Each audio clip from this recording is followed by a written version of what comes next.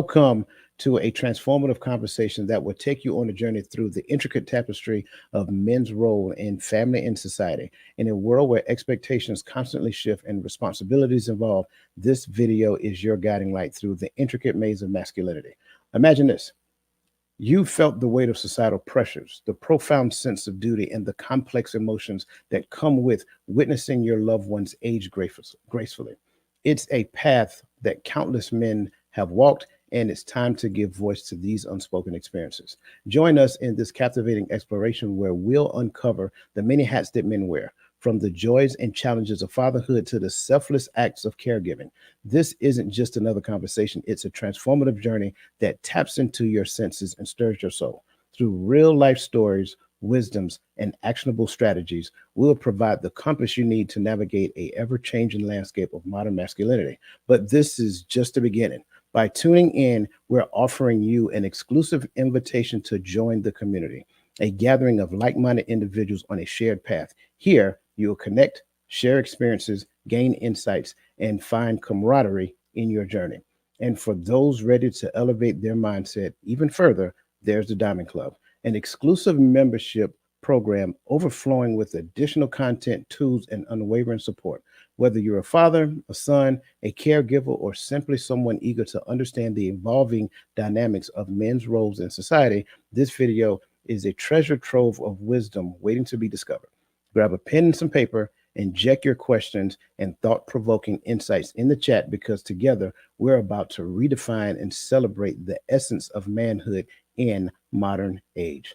That being said, first and foremost, before we get started, I thought my brother was already on camera. So, Ro, I want to drop a question real quick, man, because again, we just got finished with the whole Thanksgiving thing, and I got the opportunity to chill out with, seeing my son and seeing my grandson and all kinds of stuff like that, and I get excited about that, right? So, I just kind of want to just kind of put this question out there for you to answer. And I have not put it up there, so we're just going to kind of freestyle it, right? So the question I have for you is like in a world where the roles of men in family and society are constantly evolving. Everybody has an opinion here, everybody has a thought, everybody has their idea of what manhood look like. How would you describe the role that you've embraced over the years in your life as a father? Describe the role that I've had to embrace or challenges.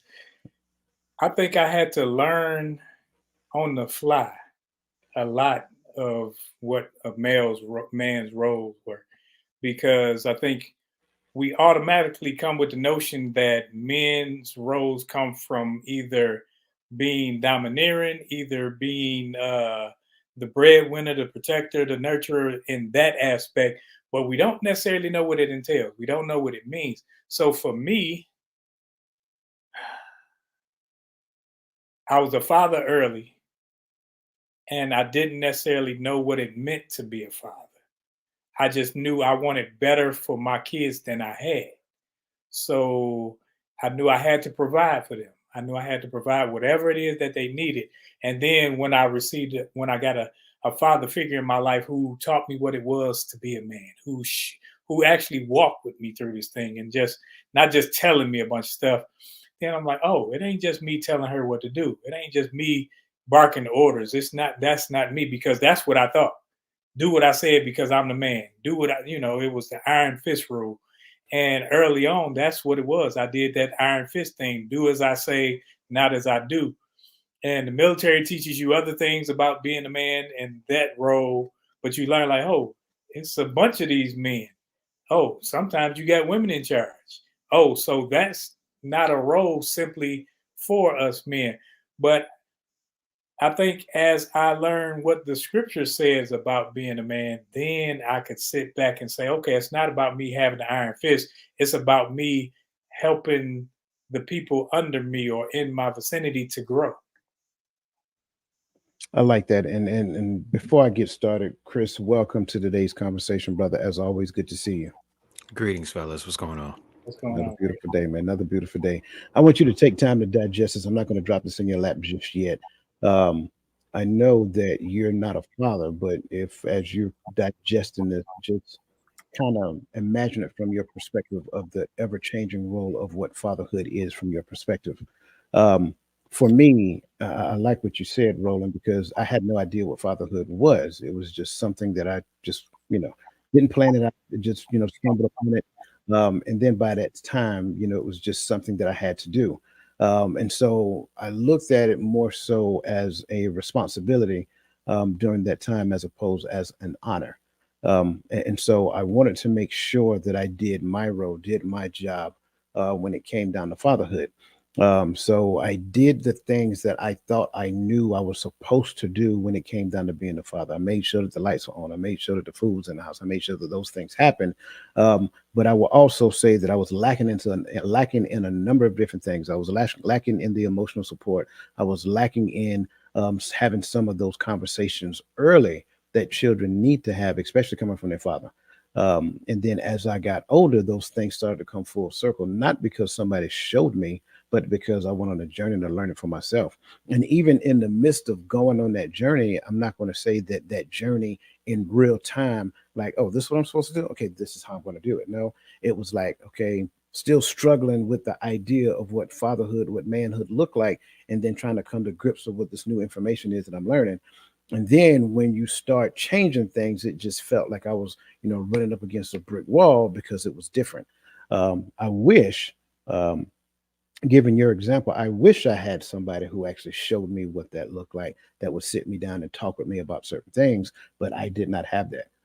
And so, what I would tell you is that for me, it changed drastically. And I like the thing that you said a while back. You said, I think, and correct me if I'm wrong, I think you said, I am a much better grandfather than I am a father. Okay, yeah. So that would be me, definitely me, because now it's like my grandson. He's 5 years old. Well, he'll be 5 years old in January, but it's like in my mind, I'm like, yo, and me and his dad, like, yo, we need to do this. Yo, we need to do that. Like, how can I help do this? Like, what are we doing here? And so the struggle for me is not to be overbearing, but let him learn the joys of fatherhood as well, but just be that emotional support and be that mentor that he actually needs. So that when he asks me certain questions, I am ready to give a response based upon what he's experiencing, but slow to give a response because I want to make sure that he articulate how he's experiencing it. Chris, the floor is yours, sir. I'm sorry, go ahead, Ro. You had something else? No, I was just gonna say, and I agree with you there. And it helps because we bumped our heads where they're going. So now we don't want them to. It's like if I've been through the pitfalls, why I'm gonna allow you to fall in them without warning you first? I'm gonna warn you. I'm gonna tell you what's out there, and if you do it, you have knowledge of it. So there's no crying about it. Now we just got to get past Yeah. Chris, what you got, brother? I don't know. I don't. I'm not a father. I My biological father really didn't want anything to do with me, and the dude my mom married didn't teach me a damn thing. Yeah. So I do not know. If I'm speaking in general, just based off of the conversations that I have, this is right up my alley because this is what my YouTube channel is about. Yeah. Like, I talk to dads and I talk to husbands. Based out of all of the conversations that I have had, they are either fighting tooth and nail to be a dad, or they're trying to be the dad that they never saw. You understand what I'm saying? They're trying to be something that they've never ever seen before. And like Roland said, it is on the fly. Um, I am going to say that even though the role of father and the role of men is starting to, they're attempting to diminish it. I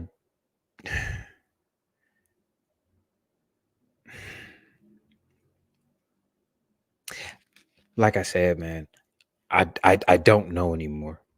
Like, I truly don't. I No, don't know anymore. no, that's fine. That's fine. And I think it's important um, because you got Mr. Dad over there, um, and well, he and I both are dads, And obviously our experiences are different. And so I think within the space of collective experiences, we can learn from one another. And I think the collective experiences pool together to where we share what we know, what we've been through, some of the harder. Like you said, one of the things that we look to do as fathers, as senior fathers, that's what I call them, not a grandfather. I'm a senior father. So as senior fathers, right? what we look what we look to do. Hey man, don't judge me. I got my own name. And I'm You know I'm what? saying You that get that jokingly. today. You get that today. I'm saying I that give it to jokingly you. because my son told me yesterday. He said, Dad, I don't. He said, you're not old enough to be a granddad. We got to come up with a new name. So senior father is my name, just so that you guys know. So um, I think in the space of seniority, right, um, where the experience lies, and it doesn't mean that the experience is great experience. It's just hopefully that it's lessons learned from the experience, right? And so we share the lessons learned, not necessarily the details about the experience. We only share the details about the experience when we're trying to help them to understand that we've been through the exact same thing that they have been. So thank you. Go ahead. I will say this though. Just talking to the men that I talk to on my channel and off the channel, I do if we're speaking fathers, there's like a from what they have described, there's like a nature level sense of responsibility that they get. You understand what I'm saying? It's like nature. They have to take care of this. You understand what I'm saying? And then they put themselves in a position to take care of it, despite what the narrative is. The men, they once they have somebody under their covering, it's like, I gotta take care of this because if I don't take care of this, everybody fails. You understand what I'm saying? So I guess when it comes to that, and also having some sort of responsibility under you, whether it's a wife or a child or just somebody else or even yourself in your own care, there's like a sense of responsibility that we feel, and if we're not fulfilling it, they feel like they're not doing anything. I will say that.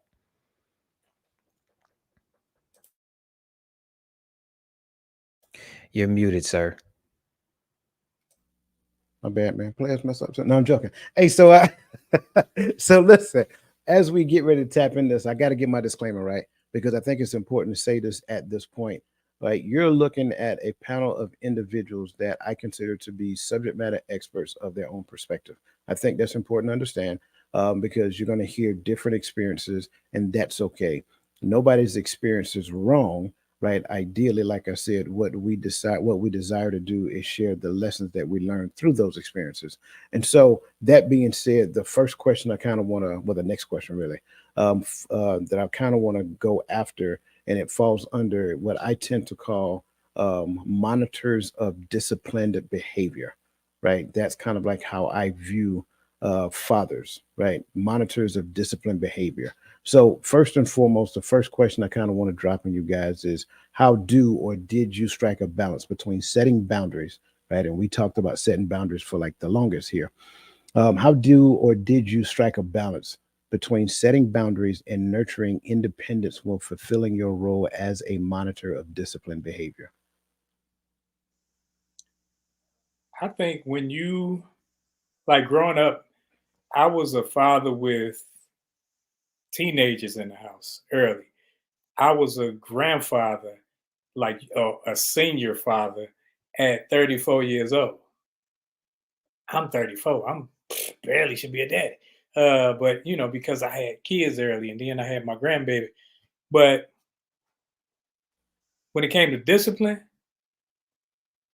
I always was the same way. I was like, if you bump your head, I'm gonna make sure you feel it. You feel it. You did it. You feel it. You have to learn to navigate through your own problems.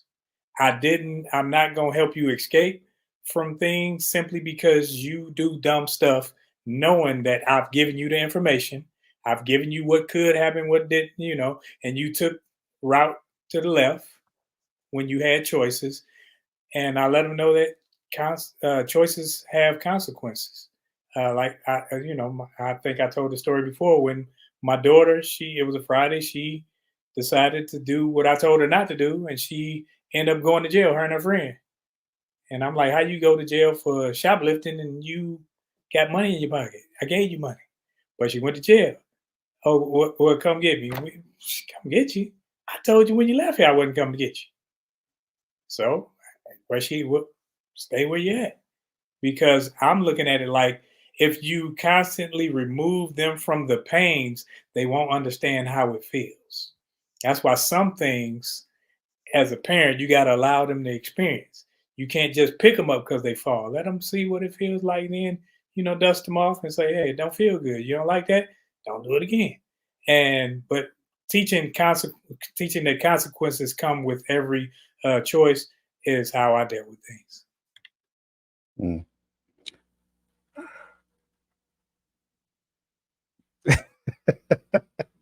I, I'll go and whatever comes to mind, bro. Just add Like to it. what am I supposed to say? Like, I don't have any children. Or okay. Before we Uh, proceed any further, can I ask a question, please? there you go. Would you like for me to speak from my own personal experience, or would you like for me to speak from the information that I have gathered from the men that I have talked to on my platform? Yes. Because they're two totally different things. Yes. I hate it when you do that. Okay, let me gather my thoughts. You go ahead. All right. Very well. I think this is one of those things that I kind of I struggle with trying to find a balance. First and foremost, understanding that we had our experiences were different. Um, and so when it came down to just understanding what setting boundaries were all about, I kind of got the idea, just looking at how I was raised, right? My mother was very disciplined. She had discipline in the house. She believed in discipline. So for me, that kind of carried over. And plus it kind of helped that, we was in the army at that point in time, right? And so we were disciplined people at that particular point in time. But we had to be careful. I had to be careful that discipline did not look like sojourning, right? And so for me, I think that's where the ebbs and flow for me kind of happened. Sometimes I found that I was kind of sojourning my children, and I had to kind of pull that back and reel that back in and said, okay, that needs to look different. And so the like I would kind of call it like a very limited level of compassion, right? This is what you're supposed to be doing. This is what you did. These are the consequences. It was more so like that. And then as I got older, it changed. So now in my older years, not now, but then later on, um, that's when I got to the point of like getting to the point of instead of saying this is what you're supposed to do, this is what you did, this is the consequences. I got to the point of asking questions. So when you did this, what outcome were you thinking? Like what were you expecting to happen? Roland just kind of gave an example of what happened with his daughter. Like during that time frame, if I'm thinking it's right around the same time, I probably would have acted like, so what were you thinking? What outcome were you looking for? If something for whatever reason I elected not to come and get you, how would you have gotten out? How would you have gotten home? Whatever that looks like. So now I got to the point to where I got them thinking about their behavior. And it really seemed like that was worse than the punishment. Right? It seemed like they just want to be punished instead of thinking about what they actually did. And so, in that scope of making them think about their behavior, what they were thinking at a point in time when they did what they did, and the certain outcome that they achieved, it was almost as like it was painful for them to do so. However, it was a lesson that they learned in real time. So what happened is they ended up disciplining themselves moving forward in the future simply because they had to think about what you're doing before you do it, and then the consequences that could come, based upon a bad decision, so forth and so on. How do you set boundaries between what was the question again? I want to get it right. Setting boundaries and nurturing discipline when fulfilling your role as a monitor of disciplined behavior. Listen. I'm gonna start it all the way from bottom level baseline. And this is based off of the conversations that I've had with parents and with these kids too.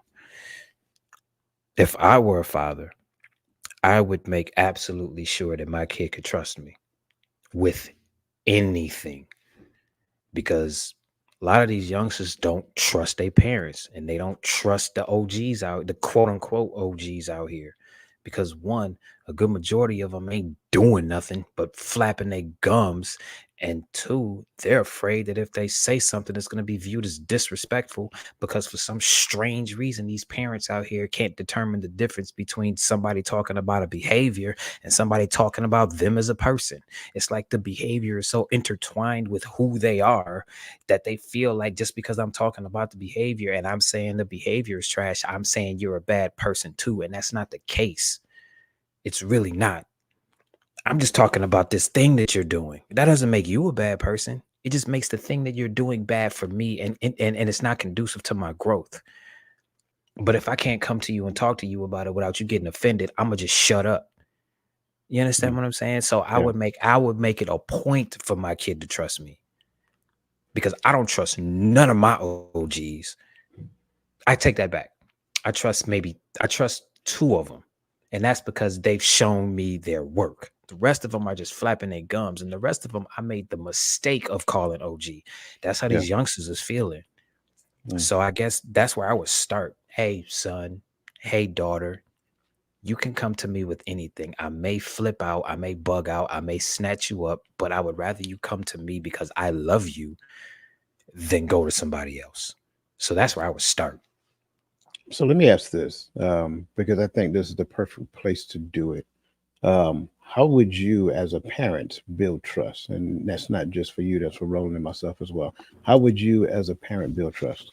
It's a reinforcement thing, and it's a reinforcement thing, and it's a consistency thing. If the one time I say I you if the one time you say I can trust you and you do something besides what we agreed upon, that's when I lose trust for you. Stick to what you said. Stick to the fact that I know that since you brought me into this world, you actually think something of me and you love me enough to make sure that I don't go through none of the nonsense. But you also understand that your previous version of parenting didn't allow you to speak, which is why it's grand theft auto outside because these kids don't know how to handle their emotions. They don't have nobody to talk to, and they don't trust nobody that's older than them because none of them they not doing nothing either. And if they are doing something, it's something that's gonna get them. That's a whole nother tangent. I'm just saying, man, if from what I've been told and from what I wish I had, man, if these kids could actually trust their parents to actually talk to them and be open-minded and not be so authoritative and say because I said so all the damn time, it wouldn't be like this out here. And these kids would be more open to talking to their parents than they are talking to somebody outside the home. And Yeah. don't and quit getting attitudes with these people outside the home that they coming to talk to because they can't talk to you. That's goofy too. I'm stuck in the middle of that right now with two people that I consider friends, and I don't know what to do. I have information that I know I need to share as a man at a gut level, but I don't want to violate the trust of the situation, and I don't want to bring the fact that I said something to the situation to make the situation worse. Quick, man. Listen, man. These kids need somebody they can trust, and these kids need somebody that they can talk to. Get Yeah. out your ego, man. You ain't always right just because they came out of your loins. Cut that out for real. What you got, G Paul? I think when it comes to the trust part, I like what Chris said. I think the trust part comes from doing what you say and saying what you do, and it all being the same. That's why I hate all that time out stuff. I hate counting. I hate you start at a lower level, and then when they know, if I say I'm gonna dig into you from doing this, I'm not giving you seven chances. Do it. Okay. Hmm. Do it again. I got to dig into you. If I don't, I just lied to you. And if I prove that I'm lying to you on that, then I can lie about everything else. But when I say, hey, I got your back and I'm here to listen without judgment, that's exactly what that means. So I don't care if you come telling me that you are doing X, Y, Z. If I'm there to listen, now I listen. And then I go into parent mode. Parent mode don't mean I degrade you, I down any of your decisions. It means that I take your decisions and now let's umpire this thing. Let's unpack it and let's talk about it. Because when they feel they can talk, when they feel they can unload, then it's easier for them to tell you.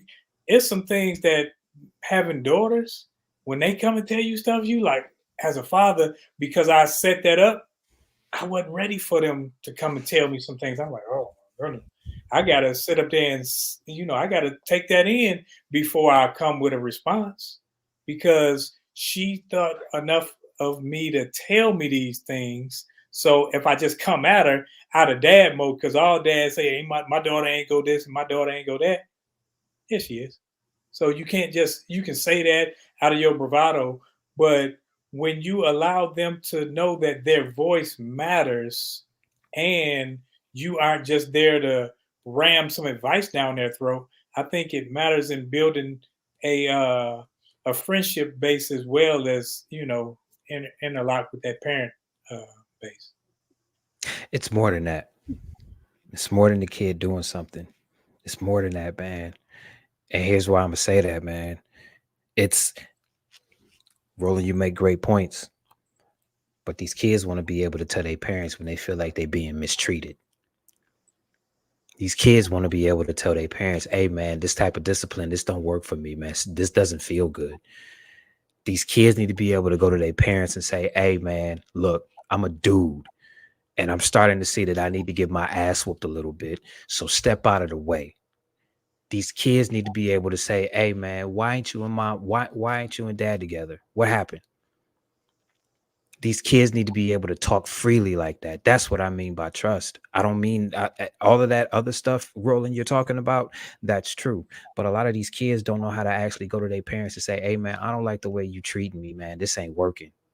Right. And I I get that. don't. And that's why I said when you let them feel that their voice matters. Because when you and I'm talking about them come and tell you whatever. Because when my daughters come and tell me stuff that as a father, you don't want to hear about your daughter. As a father, you don't want to hear about your son coming telling you some things. But when you allow them to have their voice and they know that their voice matters, whatever they say, their concerns are now your concerns. That's the same thing as what you're saying. But see, it's I get what you're saying because as a parent to child, their concerns are going to be your concerns. You're the parent. That's just how it goes. Because I understand from Not the really. men, but wait, but from the men that I talk to and the women that I talk to, there's always that like connection. You understand what I'm saying between child and parent when until they reach a certain age. But what I'm saying is, it's not about you making their problems your problems. It's about you working their problems out with them so that way it feels like it's their idea and not just dad or mom lecturing. You understand what I'm saying? Like that's really what these kids want. I'm just being real about it. Like these kids want to be able to these kids want to be able to freely talk to their parents about what they want to do and talk about some of the behaviors that's not working and not feel like they being disrespectful to their mama or being disrespectful Right. to their dad. That's really what they want. And I'm hearing you, and I'm thinking maybe I'm not saying it, but I'm hearing the same thing. You saying it your way, and I'm saying it mine because I I mean, said we are that saying the same thing, because I want them to come so we can unpack it. So right? when you bring some, it's not my ideas I'm throwing at you, but let's unpack this thing. I'll give you some, you give me some. So now we coming up with a plan on how we gonna deal with this, not Right. just you up here by yourself. That's why I said I agreed with you because Mhm. that's a huge component of it too, being able to actually sit down with your kids and work stuff out. But there's another side of that where the kids need to feel comfortable enough to tell you they need something to be worked out and not get ridiculed for it or get looked at as being disrespectful. So it's kind of two sides of the same coin. You understand what I'm saying? But the goal is just to make sure that these kids can actually communicate freely without it being viewed as disrespect. That's really it. I think this, and I'm hearing what both of you are saying, and I'm not disagreeing with anybody. I agree with everything that you guys are saying, but I also think that because I'm hearing kind of like a mix of, my child got to be able to view me as a friend, and I think that's my child has to view me as friendly, right? I need to be friendly, not a friend, because sometimes I think it can be misconstrued because I know a lot of times, and I'm not saying that you guys said this, but I know a lot of times, and I've heard that, you know. My child got to be able to do this. My child got to be able to do that. My child got to be able to do this. My child got to be that. No, you got to be able to set the conditions for your child to understand that they can come to me freely, not view me as a friend, but there are times when I am friendly. That does not mean you're going to get friendly all the time. And Right. so the way we get to that point is it starts literally from day one. I am growing and developing you. And I think a lot of times what we do not do is we have that in our mind from like day one. And so a lot of times we're very slow to discipline, right? Kind of like what we're talking about. We're slow to discipline because I don't want my child being mad at me. I don't want my child to dislike me or anything of that nature. And then what ends up happening is that the child gets of certain age and that child does not have that degree of respect for the parent. Now, I know that is such a touchy scenario when we start using the term respect. However, this is the part what I would add as well.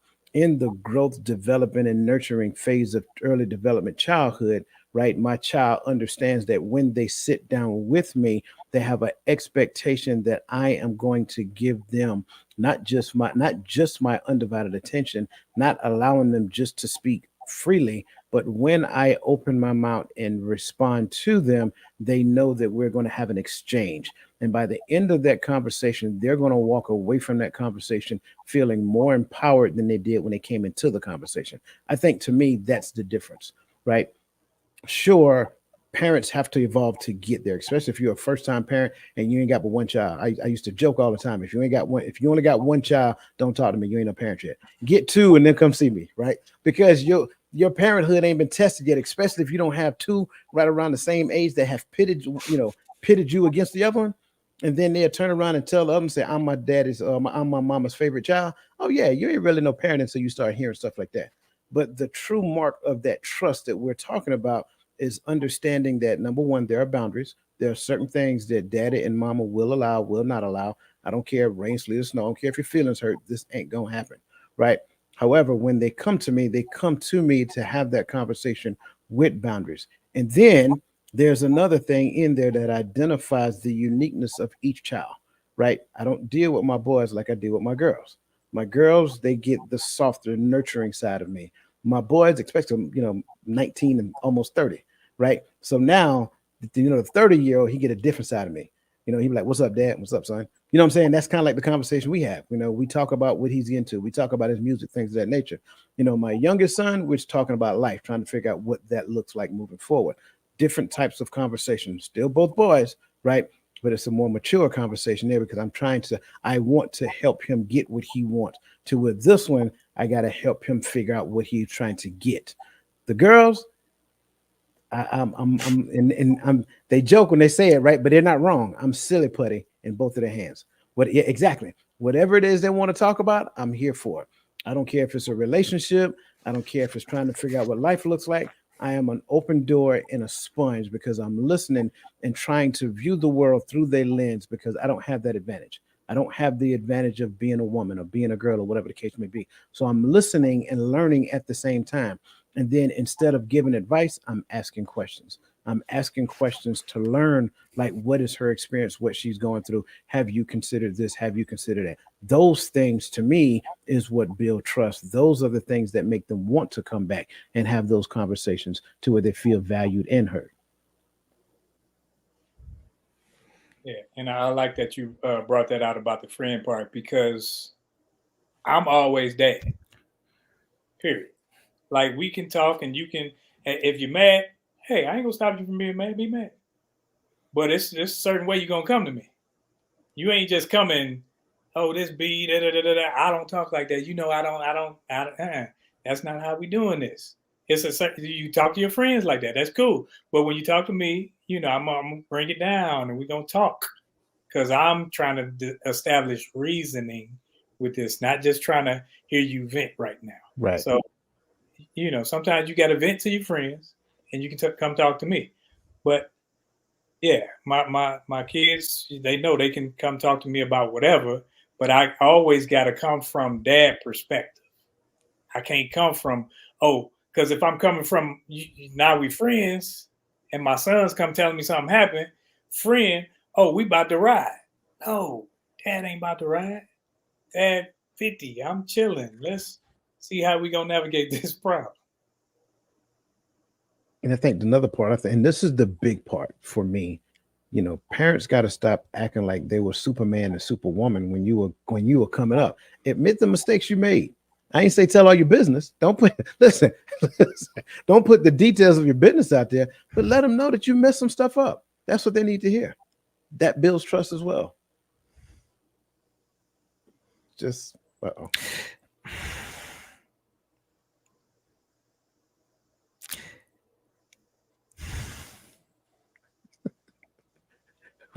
Chris over there having a breathing attack. Because you said something. You said quit acting like you were Superman and Superwoman growing up. On the flip side of that, I think parents need to stop projecting how they are or what they think onto their children. They really do. This is a whole nother generation. This is a whole nother generation. I I don't think, think but I don't think that's on the flip side. how does that work though? Right. I'm just saying, man. And here's what I said about the whole trust thing, man. These I'm going to say, since we're talking about men, these young boys, they want to be able to go to somebody that look like them and actually talk. You understand what I'm saying? And actually be listened to. And not just dictated to based off of previous experiences that ain't got nothing to do with what's going on today in his world. You understand what I'm saying? That's what I mean by projection. Like a lot of that, and that's why a lot of these kids don't really trust the elders in the community, because a lot of these elders in the community would just shut them down and tell them that their experience is invalid just because the old head didn't experience it. You understand what I'm saying? So we have to I think somebody said it in the chat, man. We have to kind of meet them at their level and be Right. open-minded about it, because how this generation is now, it's completely different to how we was coming up. So we can implement principles, but it's difficult to implement anything else as far as that in today's society. It's just way different. Yeah. It's just way see different. I don't see that being a flip side though. I see that being congruent, right? Because if I don't have the posture that I did everything wrong right as a young man, then there's nothing to project. You see what I'm saying? If I'm just being completely transparent, so man, I messed that up. So, but these are the things that I learned with doing that. So take that learning and apply it to your situation, and let's see if we can create a better outcome. So I think that, and that's just me. That's how you prevent from projecting, by being transparent. And when I am transparent about the things that I did wrong, then the last thing I'm trying to do is project. The thing I'm trying to help you to understand is don't make the same mistake I did, and these are the things that I did to make those mistakes. So yeah, I definitely agree with what you're saying though. What you got, Ro? I'm just trying to see. I don't think things have changed that drastically. That You you don't can't. talk. Do you talk to a lot of kids? Because I do. Yeah, Aside from the ones that came from you. yeah, yeah. Now I'm just asking because you may hear one side of it and I hear another side of it. See, because I over a young men's group, you talking 12 to 18, and this thing, I think situations may change. The things that you did, we may have done something different back in the day. Situations may have changed, but I think we all go through life, and my experiences may be a little different than yours were. But when you come to talk, if you just coming to talk and tell me what I'm gonna tell you, then go talk on the phone to somebody else. But when you come to me to actually talk and I listen, if you don't want to heed my advice, you need to go talk to some woman that's just going to listen to you and have you sleep on her couch. Because that's how that works. Because situations may change, situations may be different, but there's no differences in how I grew up and versus how, like, I say these kids are soft, but yeah, they soft because they didn't grow up like I did, because they didn't have to. No problem. But they didn't go through the same thing. They didn't do the same thing, but they doing something. And as you do something, you're gonna have an experience and a feeling with that. And so that's empathy. That's I can empathize with anybody about certain things, but I don't have to know exactly what it is. And I think all I got to do sometimes I'm just there to listen. I'm not there to give advice all the time. I can just listen and see what that person let that child, that young man, that young woman, let them navigate this problem, because it may be some things that I'm not privy to and they aren't ready for me to be privy to. So I'm just there to listen. And it's not always about giving advice. So I agree with you there, though. Yeah, I'm with all of that. Man, you guys are lighting it up in the chats too. I greatly appreciate that. I see a lot of the things that you guys have mentioned, we mentioned as well. I want to bring up what AES production um, had addressed because I like that. And AES Productions mentioned having a chat session. Um, and you see it? It's highlighted. There we go. AES Productions mentioned a chat session. Now, I kind of like this idea, and I don't know how many. And I'm just imagining like me and my clan, right? Whenever there's, it's kind of, and I could be completely wrong, but I'm thinking of it kind of like the Cosby Show, like a family meeting, right? So we all, we all come down, in the living room and get together, and then we have a particular conversation about a thing, have everybody air their grievances about a particular thing or something of that nature. I do like that idea, because at the end of the day, it's kind of you look at it, it's like strength in numbers. So if you have multiple children, they feel empowered being in the same room, talking about the same problem together. And then in the midst of that conversation, you're telling them that, hey, whatever y'all want to talk about, let's talk about it. Let's get it out in the open so we can figure out a solution to that. So I do like that idea. Um, yeah, I think pretty much everybody they kind of touched everything that we talked about as well. Nick D, good to see you. Welcome to the show. Um, yeah, I think that's it. Miss Teresa Austin, welcome to the show as well. And so I kind of want to spin off of that, and I want to go down to the in the teachers and role model section. I want to grab the second question there, because we started touching this a little bit. So, what specific values? Because to me, I think this is kind of like what that trust and discipline look like, right? So, what specific values and principles do you aim to instill in children and young adults that you influence, and why are these values crucial for their development?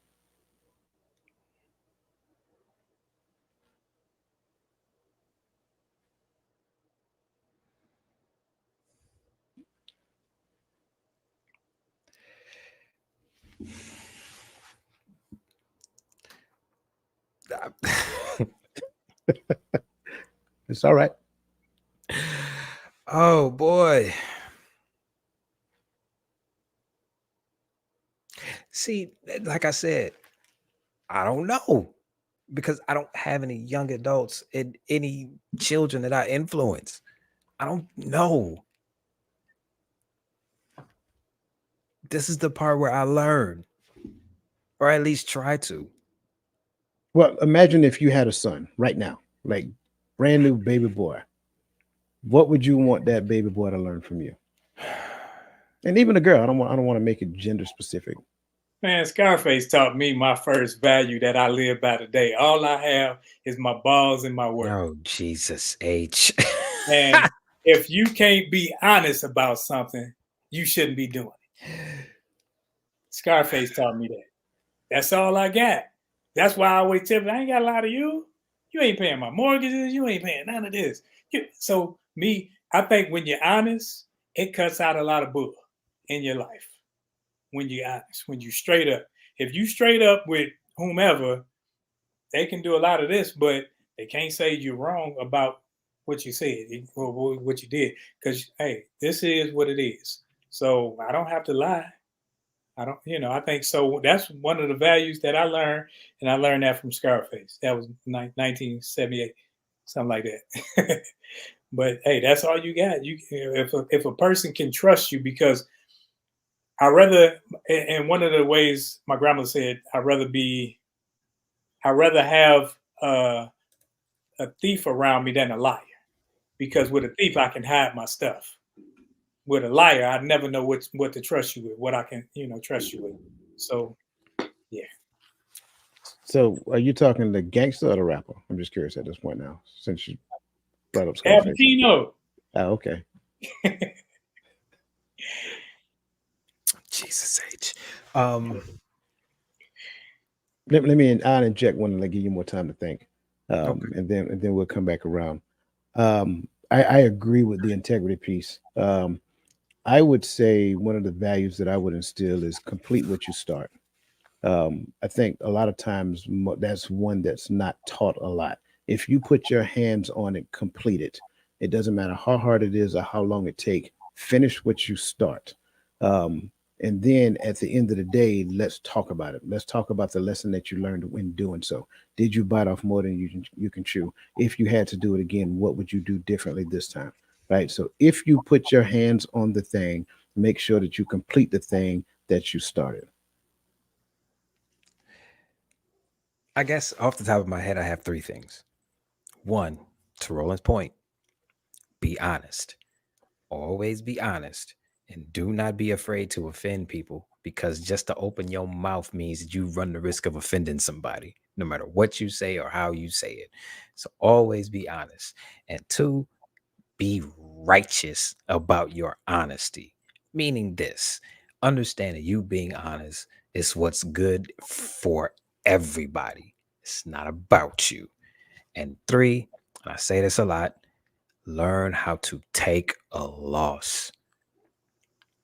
Learn how to take a L, whether it's a L, a self-induced, I gotta leave this alone in order to grow type of L, or this person or this thing is going to leave me and I don't know what to do because I can't change the situation type of loss too. Learn how to deal with taking the L.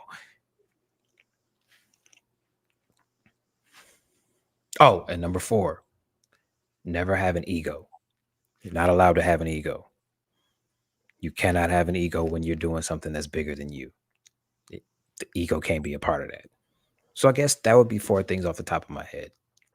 So since Kristen gave us four rolling, we'll just go one and one back and Yeah, yeah. forth. Kristen, let me give you all mines right now. Now you Yeah. good, bro. I'm joking. You good. Hey. What you got, Ro? No, I was just thinking and another one, Bernie Mac said to Kid from Kid and Play, he said, be yourself. Be yourself. Because if people don't like you for you, you can only fake being somebody else for so long. Always be yourself.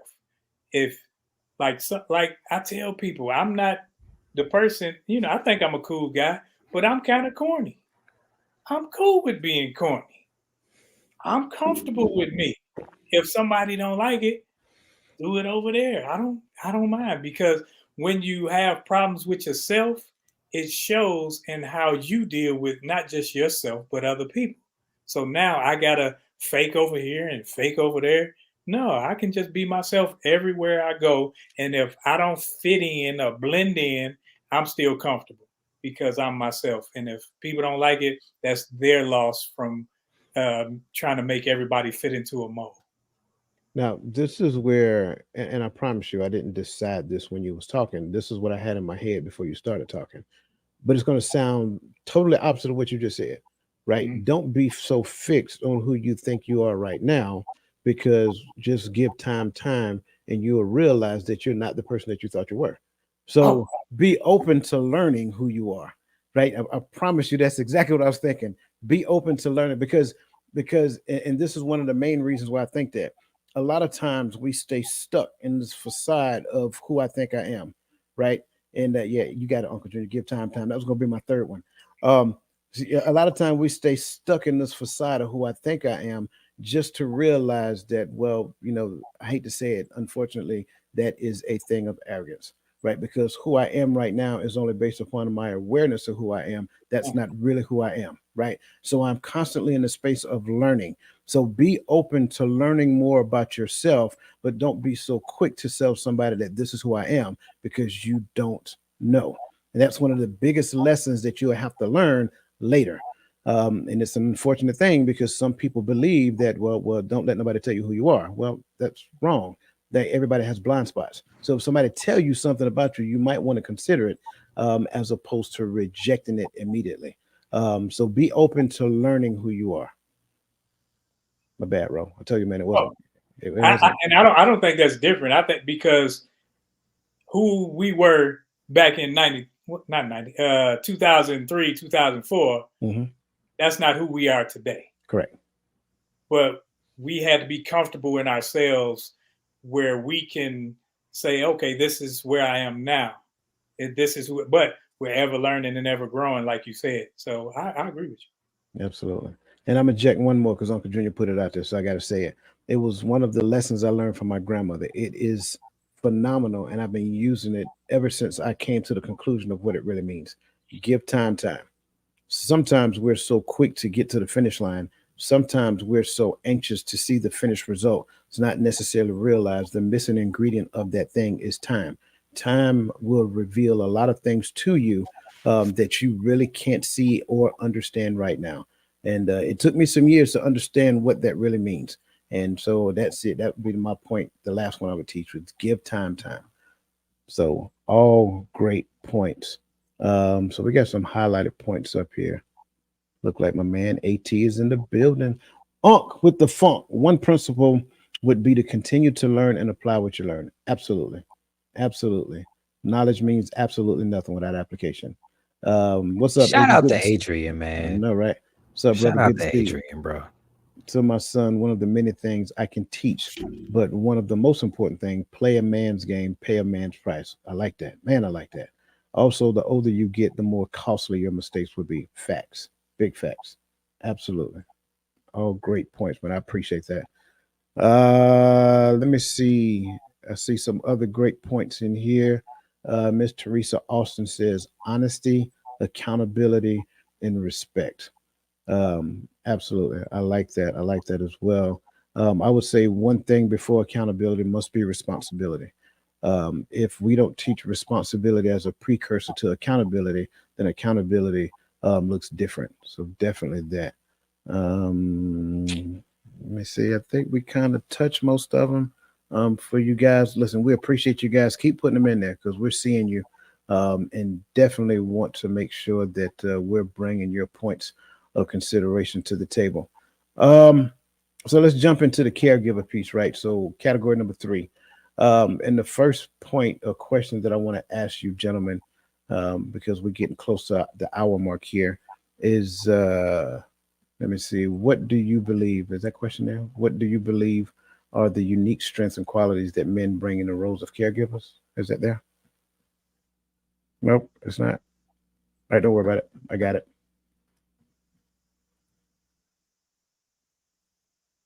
Had a little technical difficulties. I apologize, but I can fix that.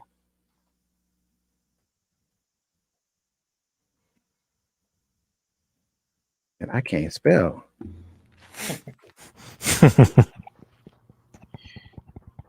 Judgment, man. Don't judge me. Don't judge me. I totally am not. All right, there it is.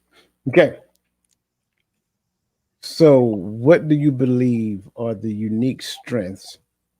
There it is. What do you believe are the unique strengths and qualities that men bring to the roles of caregivers and nurturers?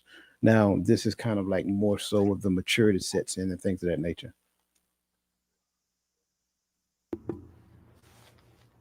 Again, I don't know. I've never seen any of this stuff. I don't know. That's all All right, I have brother. all I have is stats and all I have are numbers coming from working within the system. You understand Imagineer what it. I'm saying? Imagineer it. What would you want? Let's turn back the hands of time. Young Chris, right? Young Chris, teenage Chris, 15, 16 years old, right? And let's say you had that man in your life.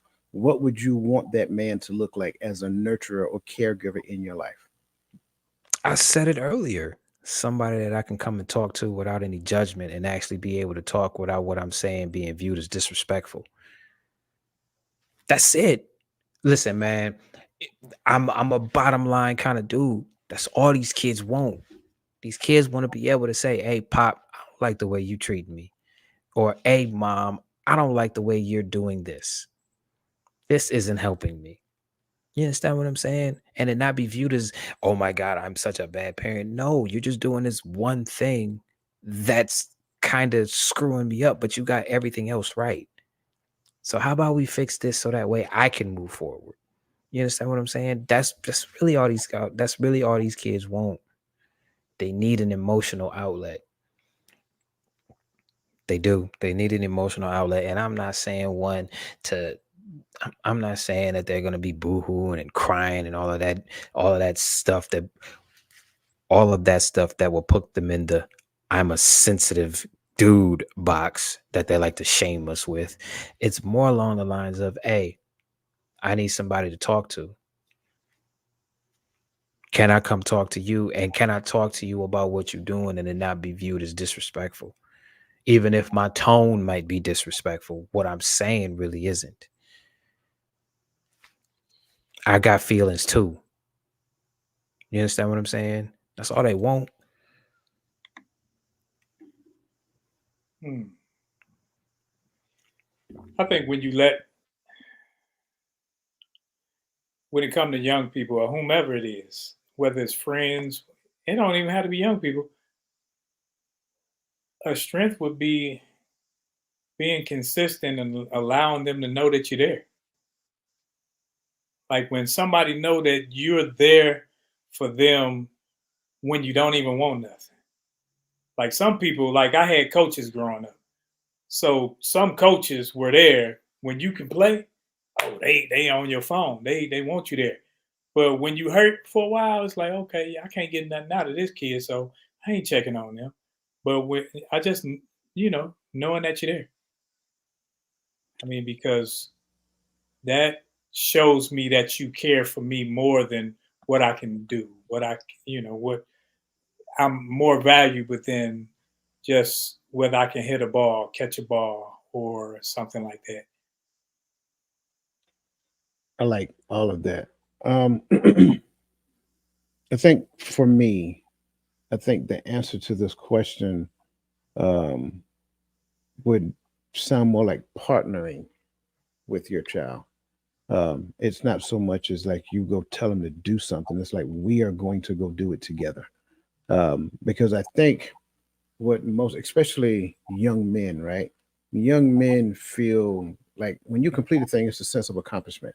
But if you're doing the thing with your dad, right, and your dad is right there with you, and you guys are doing it side by side, it's not only a sense of accomplishment, but it's also a sense of partnership. There's a bond that really happens in the moment of whatever that hard work looks like. Whether you're in the back and you're, chopping wood, or whether you're working on a car, or whether you're cutting the grass together, like he's cutting the grass and you trimming the hedges, or vice versa. Like whatever it is you're doing, if you're doing it together, there is a sense of accomplishment and pride and bonding that happens in doing so. And I can tell you, like for me, when I was younger, I remember we would go to the YMCA with my uncle, right? My uncle come pick us up every Saturday. Will come pick me up every Saturday, and me, him, and my cousin would go to YMCA, and so we'll play ball, whatever that looks like. But then afterwards, we're going to Burger King.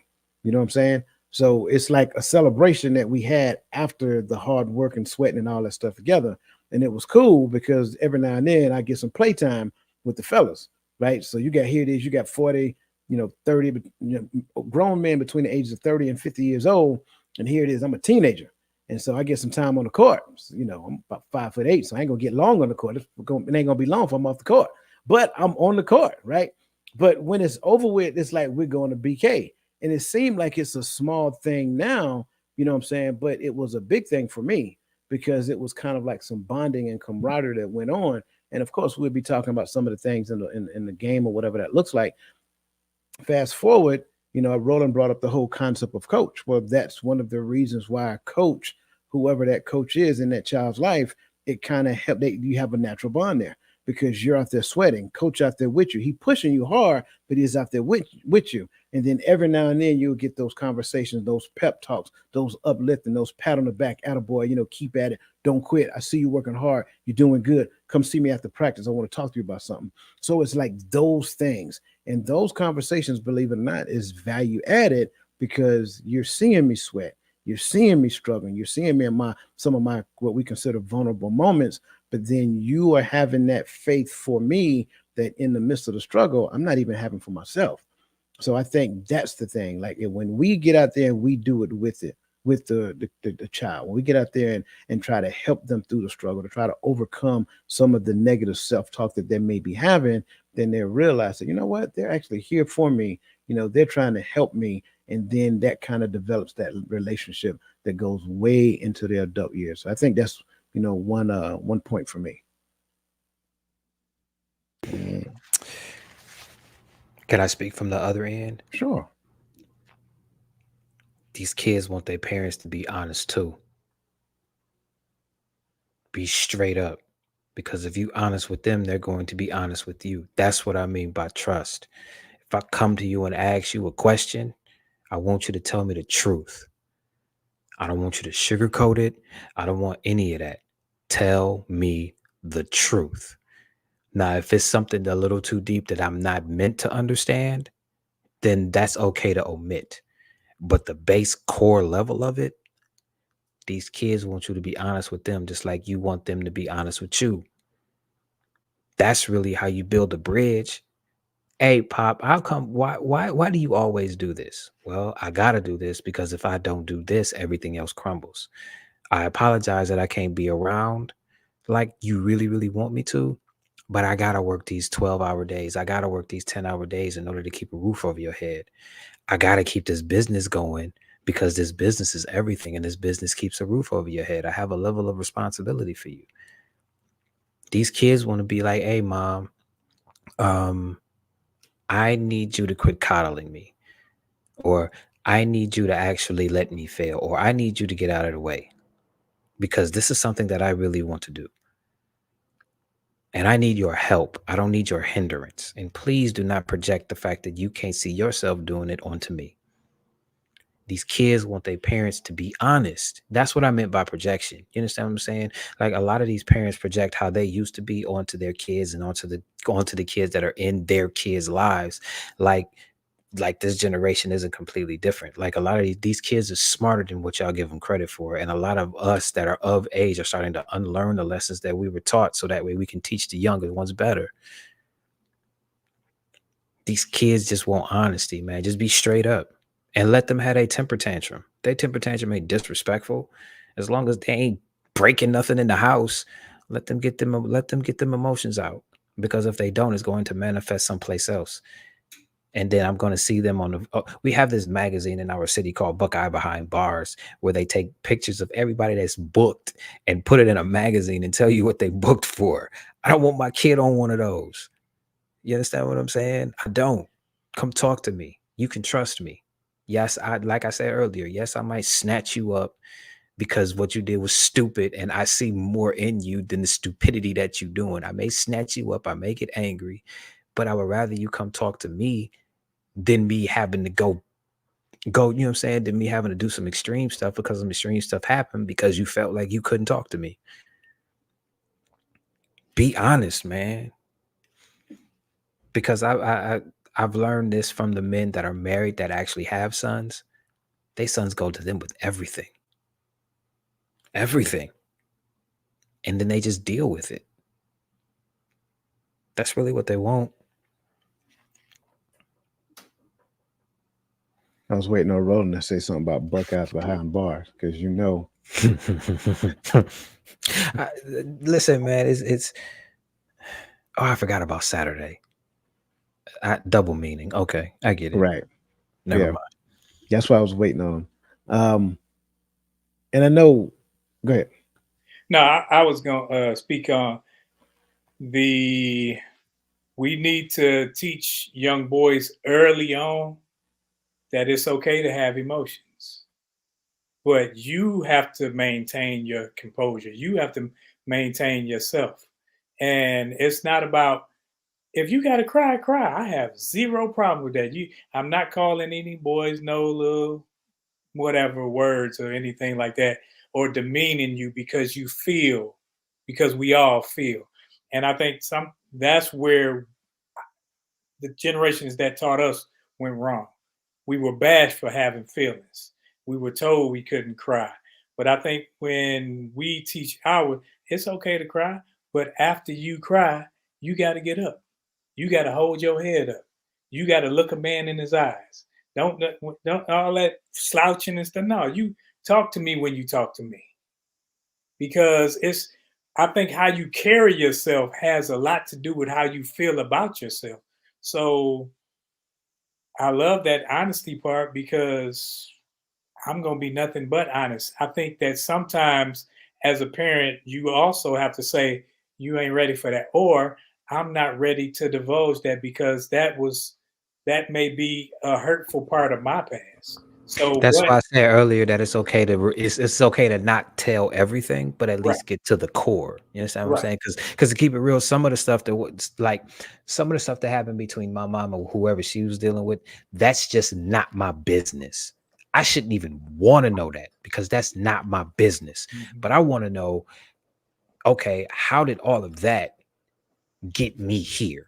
You understand what I'm saying? You ain't got to tell me about what happened over there because I don't care.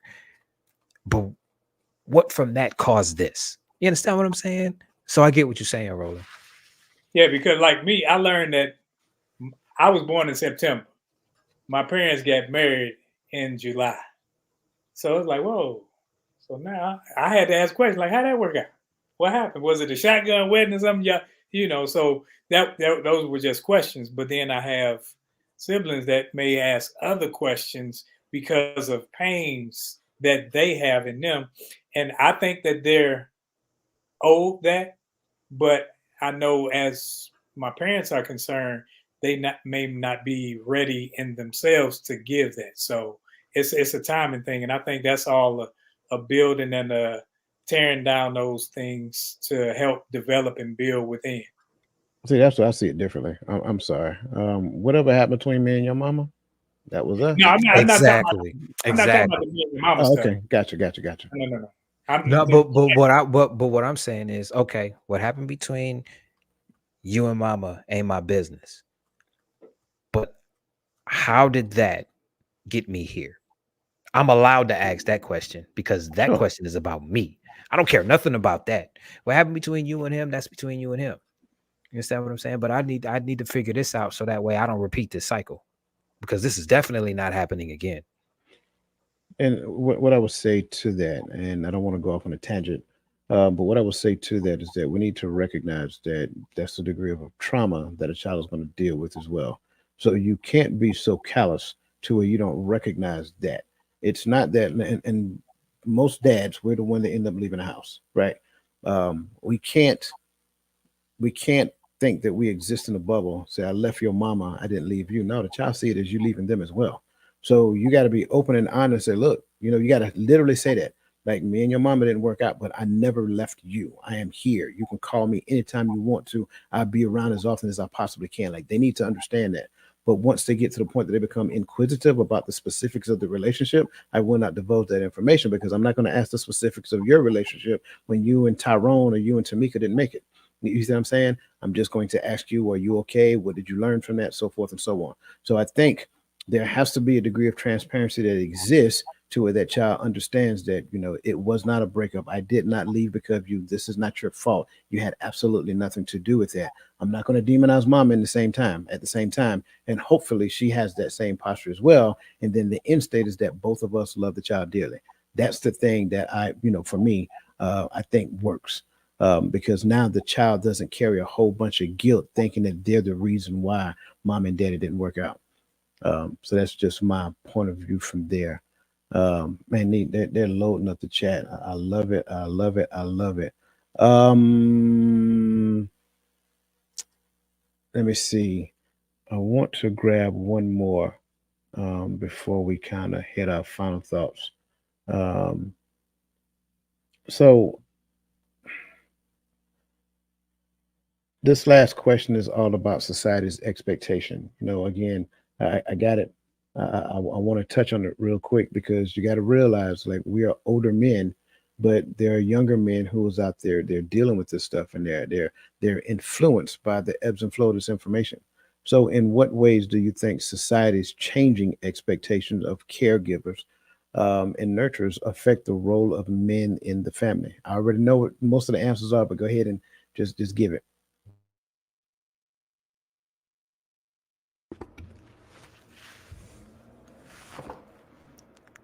I don't know.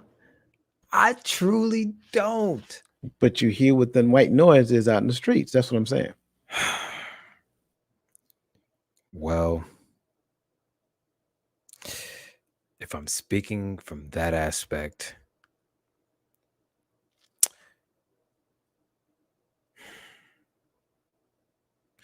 then the expectation is there is no expectation. If you want me to be real, there isn't one. According to what society says and what mainstream says, we don't take care of our kids.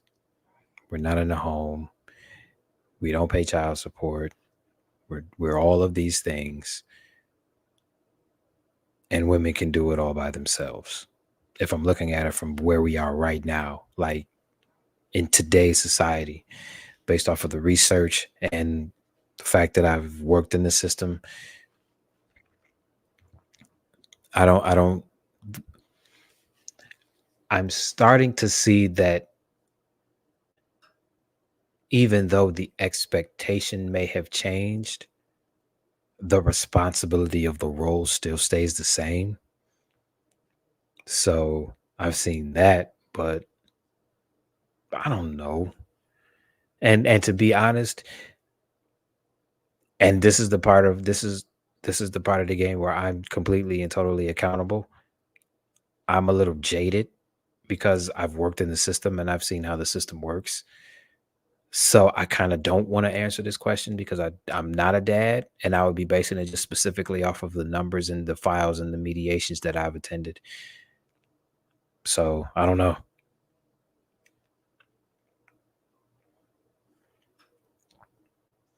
Yeah, society. I think society going crazy.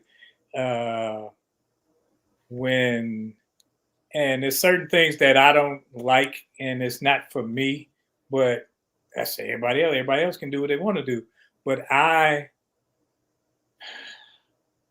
as a man, I got to work. My hands got to be on something. I have to earn. I have to feed. This is just me. Whereas some people would say, okay, well, you gonna sit home, and it works for some people. It's not for me. So, and that's a societal change. Society is changing to where you have the male is the person that stays home while the female is the breadwinner. If that work in your house, happy for you. Not, it's not for me. But I think as a man, I always teach you always want your own. You because I see too many of my relatives living off of some female on Section 8 and trying and they looking like, oh, I'm this is a come up. Nah, because if you're trying to do that, how can you elevate that person? I think each person has to look and see how can we elevate as a couple. And I can't do that while I'm just taking from if I'm not ever giving. I'm not in a giving posture. So I look at it like as a man, we have to teach men that you stand on your own. You take care of your family. If whatever happens and mine come in and say, hey, I ain't working no more. Okay, oh, you going out of here tomorrow? No, I can't do that because it's if I'm big and bold enough to say it's my house, that means I can take care of everything under this roof. You whatever you bring is gravy. That's on you. I don't need that. That's just me. So the expectations of a caregiver, I got to be able to provide certain things. So when it comes to children, I don't have any little children, but when I did, I was taught this, and I agree with it that if the lights aren't on, it's my fault. If they not on for them to read, write, and all that other stuff. If they don't have something here because they aren't doing schoolwork enough, that was mama fault.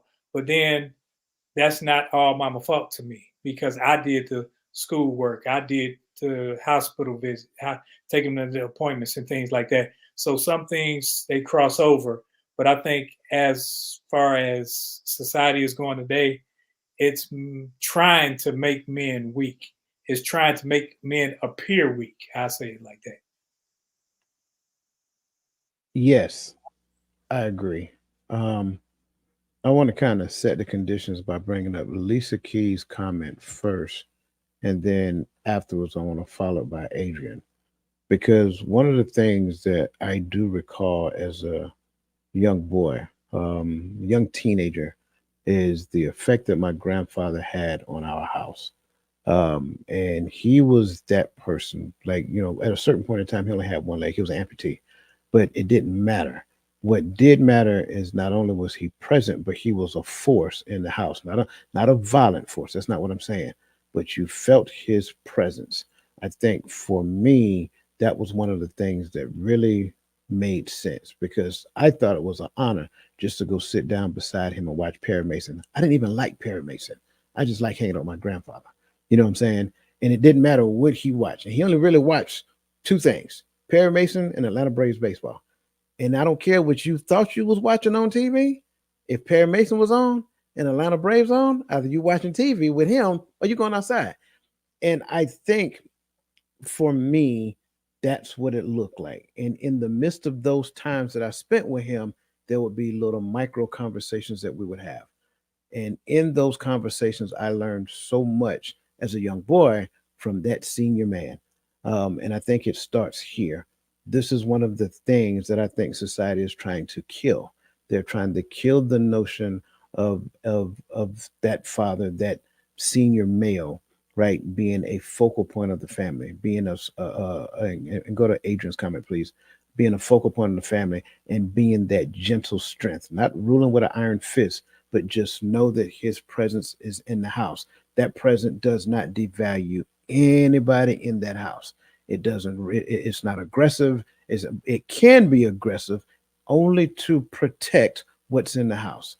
But it's one of those things that I think that we need to understand that in the space of growth and development, we need to understand something. A lot of us now are coming to an understanding in our older age of what men are supposed to be, what men are supposed to do, not just to the children, but to the family as a whole, as a nucleus. Well, we need to understand that if we're learning that, then we need to help the younger generation learn that earlier, right? So we're teaching that stuff. We're talking about those things and having those conversations. Why? Because just like our generation did in the younger day, in our earlier days, they're telling a man, they're telling a woman what they're supposed to do. And for me, I was very adamant. I was not going to be defined by the provide and protect narrative. That wasn't going to be me.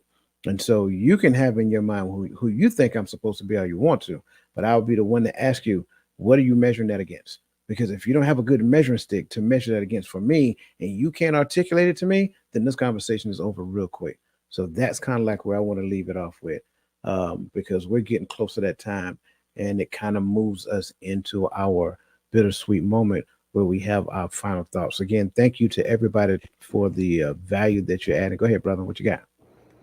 Absolutely nothing. I told you, man. I told you. I like I said, man, I don't want to be jaded in my answer because I have too much information on the other side of this. You understand what I'm saying? And I don't want to be mechanical with it because I know I wouldn't, seeing what I've seen, knowing what I know, I would be nothing like that when simply because I know the consequences. You understand what I'm saying? So I would rather just stay quiet with that one. Gotcha. Gotcha. Not a problem. So that takes us into our final thoughts. And the first person you will hear from is my brother, Roland Walker.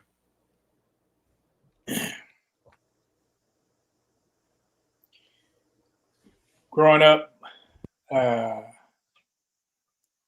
my grandmother was the disciplinarian and didn't have, you know, too many father figures.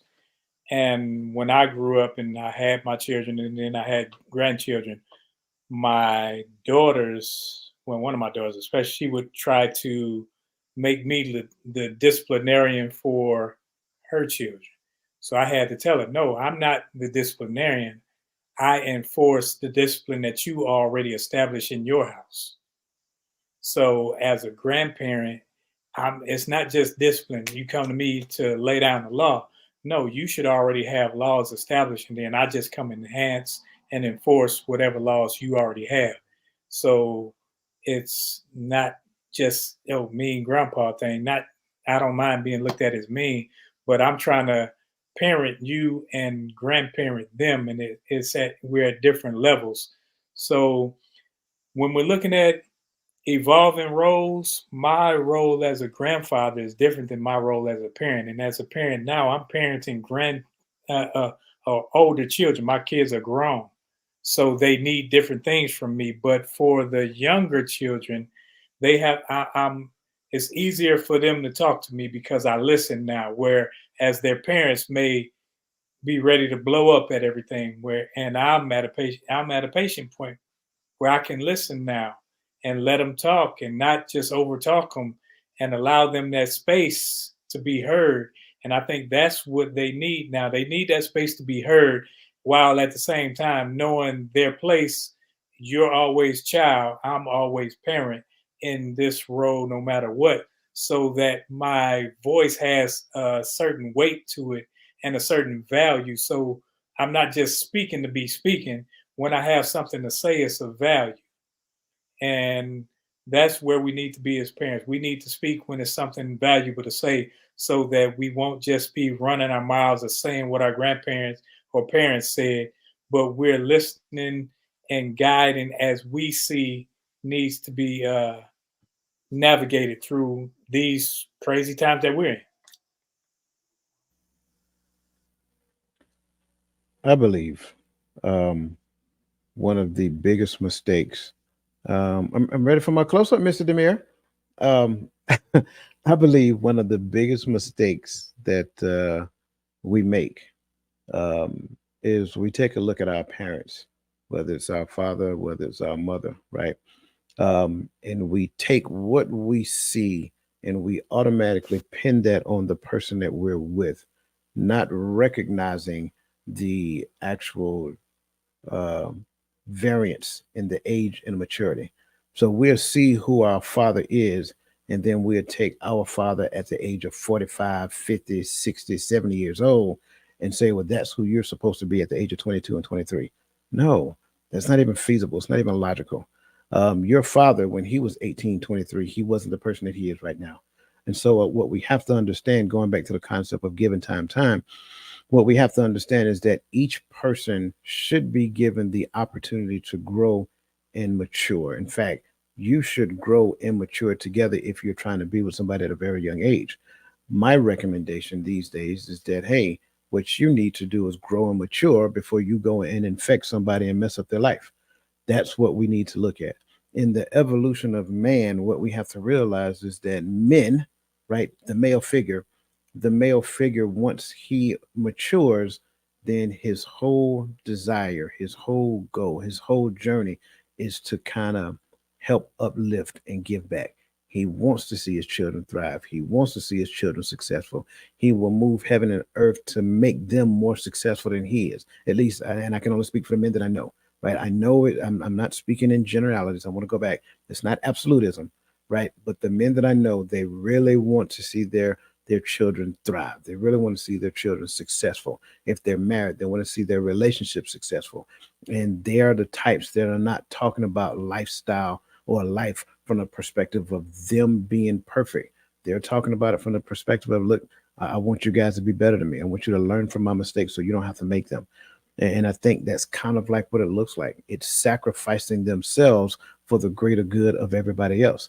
That's what men do, especially when we get older, right? If you are a man, your goal should be to mature. That's just it. Even if you're a young man, right? You got a panel of brothers here, and it's our desire to help you. We got a panel of people over on the Total Mindset Shift platform, and all we do is speak positivity, speak life into one another. You should surround yourself with people like that. Surround yourself with men who want to uplift you, who want to feed into you, who want to give you the things that you do. Listen, I'm gonna be honest with you. If you don't have men in your home that can help you, that's okay. You got too many outlets right now. And again, we're actually offering to be a resource for that. So, that being said, we just want to thank you for being a part of today's show. We just want to thank everybody for being here. We want to thank everybody for what the information you guys are putting in the chat. Adrian, we appreciate that. Lisa Keys, we appreciate that, and everybody who found this conversation to be valued. Again, it is just our desire to just continue to uplift and build a strong community of like-minded individuals. So if you're interested in that, again, go to www.totalmindsetshift.com. Join the community. where we continue these conversations throughout the week leading up to next Friday. So, that being said, again, on behalf of the brothers that are with us tonight and the brothers that are traveling, again, to my brother, Uncle Junior and Mrs. Uncle Junior, y'all be safe coming back home. Brother Gaddy, be safe out there as well.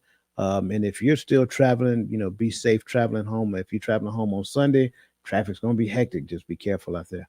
And until we see you guys next week, same time, same channel on the Hearts of Men podcast hosted by the community.